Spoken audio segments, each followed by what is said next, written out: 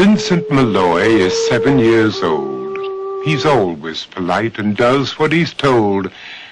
For a boy his age, he's considerate and nice. But he wants to be just like Vincent Price.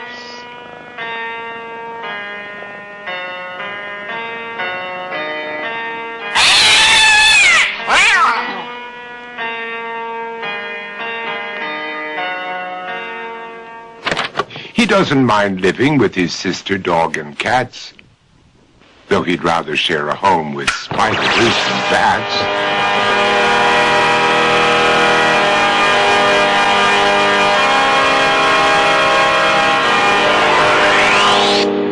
There he could reflect on the horrors he's invented and wander dark hallways alone and tormented.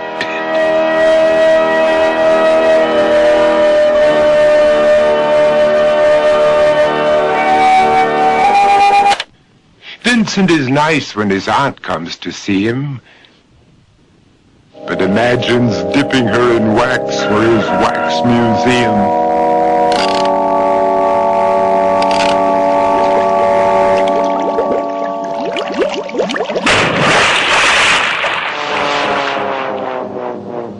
He likes to experiment on his dog, Abercrombie, in the hopes of creating a horrible zombie. So he and his horrible zombie dog could go searching for victims in the London fog. His thoughts, though, aren't only of ghoulish crime. He likes to paint and read to pass some of the time. While other kids read books like Go, Jane, Go, Vincent's favorite author is Edgar Allan Poe. One night, while reading a gruesome tale, he read a passage that made him turn pale. Such horrible news he could not survive, for his beautiful wife had been buried alive.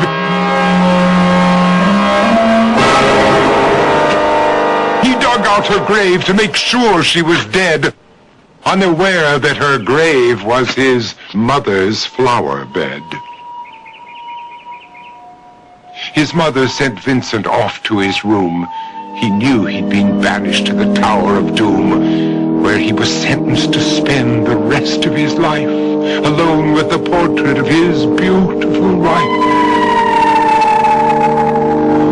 While alone and insane, encased in his tomb, Vincent's mother burst suddenly into the room. She said, "If you want to, you can go out and play. It's sunny outside and a beautiful day."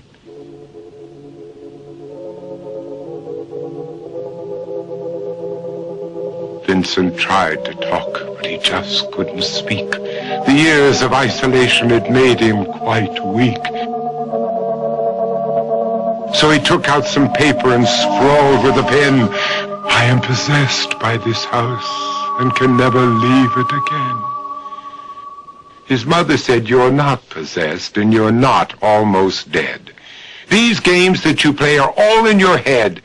You're not Vincent Price, you're Vincent Malloy. You're not tormented or insane, you're just a young boy. You're 7 years old and you are my son.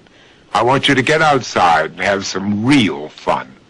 Her anger now spent, she walked out through the hall. And while Vincent backed slowly against the wall, the room started to sway, to shiver and creak. His horrid insanity had reached its peak. He saw Abercrombie, his zombie slave, and heard his wife call from beyond the grave.